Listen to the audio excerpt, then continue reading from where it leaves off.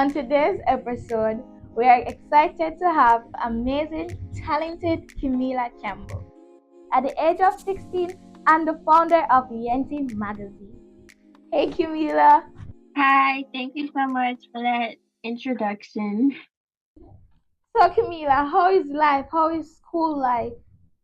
Okay, right now life is going really well. I've picked up new hobbies in school such as Model UN and Young Women Excel Club. I'm looking forward to finishing my high school years and getting into my dream college. I can't reveal that yet, but school and life is going pretty good right now. How has life been for you? It's okay, it's manageable. I just got 80s on the credit roll. It's been nice. Okay, congratulations. Okay, tell us a little about Yenti Magazine and where people can go find you.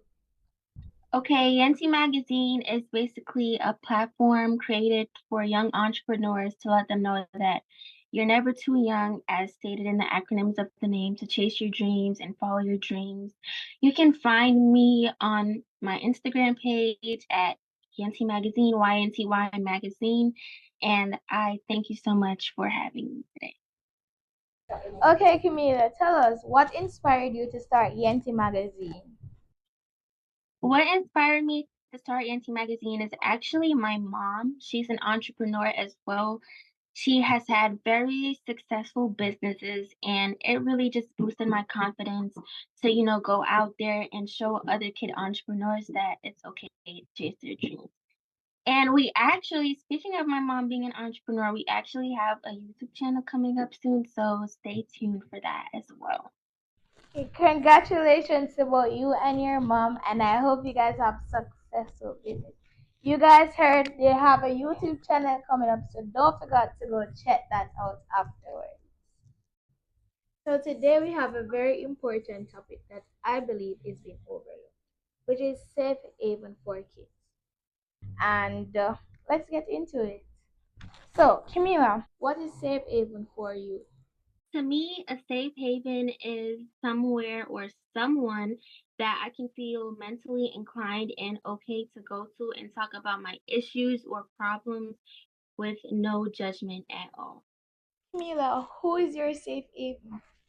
To me, my safe haven are multiple people in my family, such as my aunt and also my mom. My mom is one of the biggest safe havens for me because I feel like I can go to her and talk about literally anything with her, and she won't judge me, or she might get mad for a little bit, but she always ends up also giving me advice. Same here. My mom is one of my big safe haven. No judge. Shout out to all moms where their kids can come to them and have a full on conversation. Other than your home, where else is your safe haven? Other than my home, a safe haven that I can go to is definitely church. I feel like having a relationship with God is really good, especially when I might feel like it's certain things that I might not want to go to my mom with. Having church as well is also a really big safe haven for me. Camila, I'm glad you mentioned the church because there's a lot of churches in Jamaica that are just big and empty. Parents, what's happening here? We need to get the children into the church. No, no, no. Church plays a big role in our life. So, Camila, tell us what are some things that you don't feel comfortable going to your mom with that you take to the church?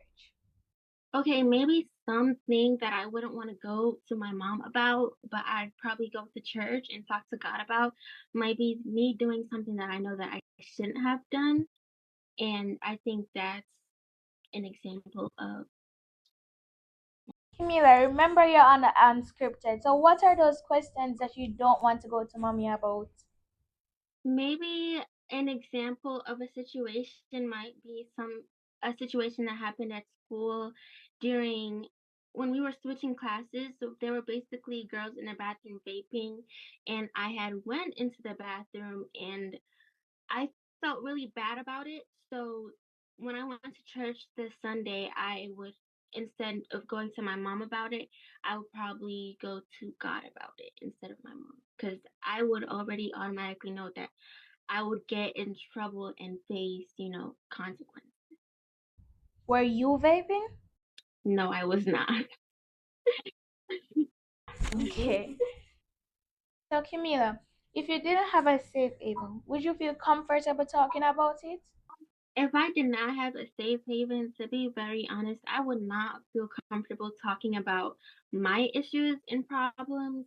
But thank God that I do have a safe haven at home because I have no idea what I would do in a situation like that. Yeah, in some situations, you do need safe haven. I had a person who didn't have a safe haven and she didn't know what to do. So, guys, it is important to have a safe haven or someone you trust to feel comfortable and talk your issues. Yes, also I had a friend, this happened a few weeks ago. I had a friend who she did not have a safe haven at home, and she would come to me with a lot of her personal problems, and it took such a toll on me that I actually had to go to my mom literally crying about it because it felt really stressful because it's like I was almost a parent to her, giving her advice. And when you have friends and they don't listen to the advice you're giving them, it's pretty stressful, so I feel like parents should definitely jump in to be a safe haven for their kids. Wow, Camila, what a coincidence. I had the same issue where it felt like I was the person's parent giving advice. So, yeah. Camila, do you have a huge preference between your mom and your dad to go to and why? Well, to be honest, my preference would have to be my mom because my dad passed a few months ago, and even while he was living, I wasn't really a part of his daily life. He didn't really speak to me a lot. We didn't really have a relationship. So I would say I really have no choice but to say my mom. But at the same time, I've had many father figures in my life, and my stepdads have played a huge role in, trying to fill that void. But sometimes it feels like that void in my heart of actually having a biological father is unable to be filled. But I would definitely say I would prefer the relationship with my mom, as I have no choice but to say that.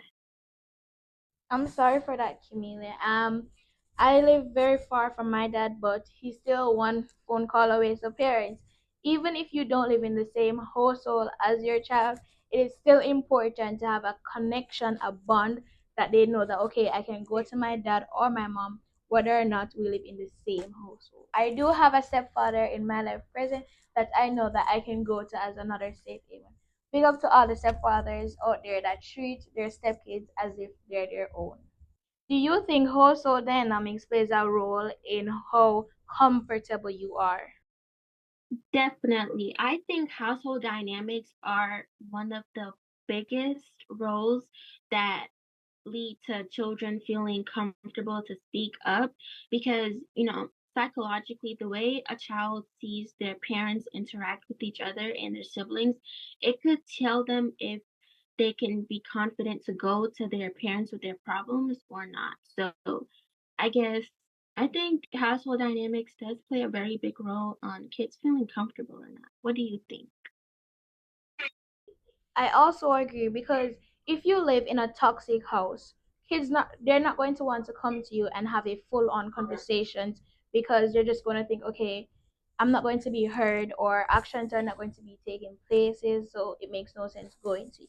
So I think that it does plays a huge role. And that's a wrap. Thank you so much, Camila, for coming onto our show.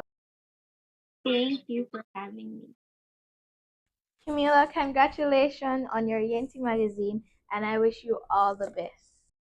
Thank you so much. I also wish you the best with your podcast. Thank you, guys. Remember, you don't have to struggle alone. You have Kai's Unscripted podcast. Send in your stories, and we will definitely talk about them. And now, guys, for the Win with Kai segment, are you ready? $20,000 for our first giveaway. Check the description down below for more information. we're doing the person who gets the most subscribers for the channel. And that's it for today's video. Thank you for tuning in. See you next Saturday. Bye, guys.